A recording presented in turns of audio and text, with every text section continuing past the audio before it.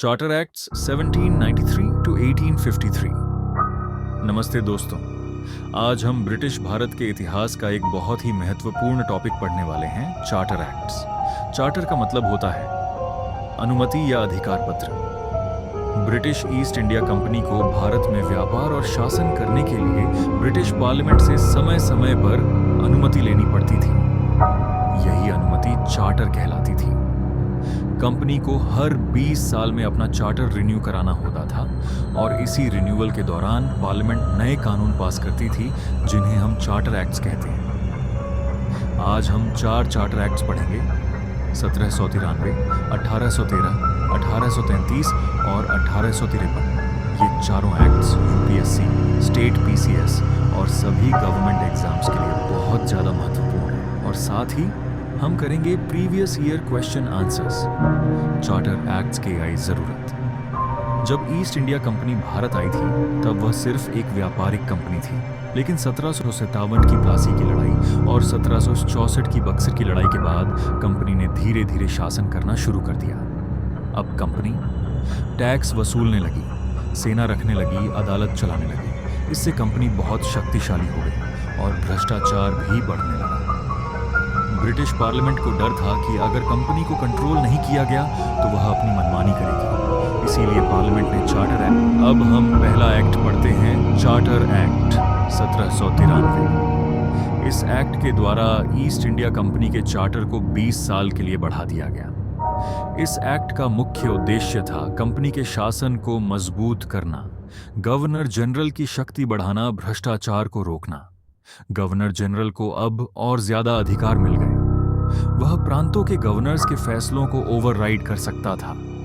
Company के civil और military officers को निजी व्यापार करने से रोका गया। रिश्वत लेने पर प्रतिबंध लगाया गया। एग्जाम के लिए याद रखिए, चार्टर एक्ट 1793 ने कंपनी रूल को कंसोलिडेट किया। चार्टर ए सीट 1813। अब हम आते हैं चार्टर एक्ट 1813 पर। इंडस्ट्रियल रेवोल्यूशन के बाद ब्रिटेन के व्यापारी चाहते थे कि वे भारत में खुला व्यापार करें, इसलिए कंपनी के मोनोपोली पर सवाल उठे। चार्टर एक्ट 1813 के प्रमुख प्रावधान थे। सबसे महत्वपूर्ण बदलाव ये हुआ कि भारत के साथ कंपनी का व्यापारिक मोनोपोली खत्म कर दिया गया, लेकिन चीन और चाय के व्यापार पर मोनोपोली बनी रही। दूसरा महत्वपूर्ण प्रावधान, क्रिश्चियन मिशनरीज को भारत आने की अनुमति दी गई। वे शिक्षा और धर्म प्रचार कर सकते थे। तीसरा और सबसे फेमस पॉइंट, शिक्षा के लिए हर साल 1 लाख रुपए का प्रावधान किया गया। अब हम चार्टर एक्ट्स के सबसे महत्वपूर्ण एक्ट पर आते हैं, चार्टर एक्ट 1833। इस एक्ट के बाद ईस्ट इंडिया कंपनी पूरी तरह से व्यापारी नहीं रही, बल्कि सिर्फ शासक बन गए। अब कंपनी का सारा व्यापार समाप्त कर दिया गया। सबसे बड़ा प्रशासनिक बदलाव यह हुआ कि गवर्नर जनरल ऑफ बंगाल का पद समाप्त, नया पद बना governor general of India. Bharat के पहले गवर्नर जनरल ऑफ इंडिया थे लॉर्ड विलियम बेंटिंक। इस एक्ट के तहत सेंट्रल लेजिस्लेचर बनाई गई गवर्नर जनरल 18 मिनट तक रहे कि काउंसिल को कानून बनाने का अधिकार मिला। इसी एक्ट के तहत फर्स्ट लॉ कमीशन बनाई गई।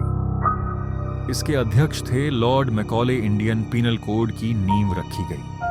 इसके अलावा कंपनी के क्षेत्रों में गुलामी को समाप्त कर दिया गया। सरकारी नौकरियों में समानता का सिद्धांत घोषित किया गया। एग्जाम के लिए याद रखिए, 1833 act saw centralisation plus modern law system. अब हम आखिरी चार्टर एक्ट पढ़ते हैं, चार्टर एक्ट 1853। यह एक्ट कंपनी के शासन के अंत का संकेत देता है। इस एक्ट में कंपनी का चार्टर बिना किसी समय सीमा के बढ़ाया गया, जिसका मतलब था कि अब कंपनी का भविष्य पार्लियामेंट तय करेगी। सबसे महत्वपूर्ण सुधार, लेजिस्लेटिव काउंसिल और एग्जीक्यूटिव काउंसिल को अलग कर दिया गया। दूसरा महत्वपूर्ण बदलाव, सिविल सर्विसेज के लिए कम्पिटिटिव एग्जाम्स शुरू किए गए सिद्धांत रूप में। इंडियंस भी एलिजिबल बनाए गए। इंडियन लेजिस्लेटिव काउंसिल का आकार बढ़ाया गया और लोकल रिप्रेजेंटेशन की शुरुआत हुई। एग्जाम के लिए याद रखिए, charter act 1853 administrative reforms plus competitive exam. Quick revision. अब चारों एक्ट्स को एक साथ रिवाइज कर लेते हैं। 1793 power strong, 1813 education, 1833 governor general of India, 1853 end of company signal. Conclusion. Charter acts ने ईस्ट इंडिया कंपनी को व्यापारी से शासक बनाया और फिर धीरे धीरे उसके शासन का अंत किया। 1857 के विद्रोह के बाद 1858 में ब्रिटिश क्राउन ने भारत का शासन अपने हाथ में ले लिया। इसीलिए कहा जाता है कि चार्टर एक्ट्स ब्रिटिश भारत के प्रशासन की रीढ़ थे। महत्वपूर्ण प्रश्न उत्तर चार्टर एक्ट 1793। प्रश्न 1, चार्टर एक्ट 1793 क्यों लाया गया? उत्तर, ईस्ट इंडिया कंपनी के प्रशासन को सुदृढ़ करने के लिए। प्रश्न 2, किस एक्ट में गवर्नर जनरल की शक्तियां बढ़ाई गईं?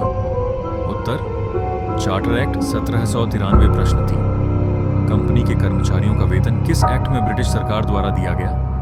उत्तर, चार्टर एक्ट 1793। प्रश्न 4, चार्टर एक्ट 1793 में किसे भारत का सर्वोच्च अधिकारी माना गया? उत्तर, गवर्नर जनरल को। Charter act 1813। प्रश्न 5, किस चार्टर एक्ट ने ईस्ट इंडिया कंपनी के व्यापारिक एकाधिकार को आंशिक रूप से समाप्त किया? उत्तर, चार्टर एक्ट 1813। प्रश्न 6, किस व्यापार पर कंपनी का एकाधिकार बना था? उत्तर, चीन और चाय के व्यापार पर। प्रश्न 7, शिक्षा के लिए पहली बार धन का प्रावधान किस एक्ट में हुआ? उत्तर, चार्टर एक्ट 1813। प्रश्न 8, शिक्षा के लिए कितनी धनराशि निर्धारित की गई? उत्तर, 1 लाख रुपए प्रति वर्ष। प्रश्न 9, ईसाई मिशनरियों को भारत आने की अनुमति किस एक्ट में मिली? उत्तर, चार्टर एक्ट 1813। चार्टर एक्ट 1833 सबसे महत्वपूर्ण। प्रश्न 10, किस चार्टर एक्ट ने ईस्ट इंडिया कंपनी के सभी व्यापार समाप्त कर दिए? उत्तर, चार्टर एक्ट 1833। प्रश्न 11, किस एक्ट ने कंपनी को प्रशासनिक संस्था बना दिया? उत्तर, चार्टर एक्ट 1833। प्रश्न 12, भारत का पहला गवर्नर जनरल ऑफ इंडिया कौन था? उत्तर, लॉर्ड विलियम बेंटिंक। प्रश्न 13, गवर्नर जनरल ऑफ बंगाल का नाम बदलकर गवर्नर जनरल ऑफ इंडिया किस एक्ट में हुआ? उत्तर, चार्टर एक्ट 1833। प्रश्न 14, किस एक्ट में केंद्रीय विधायिका की स्थापना हुई? उत्तर, चार्टर एक्ट 1833। प्रश्न 15, भारत का पहला विधि आयोग किस एक्ट में बनाया गया? उत्तर, चार्टर एक्ट 1833। प्रश्न 16, पहले विधि आयोग के अध्यक्ष कौन थे?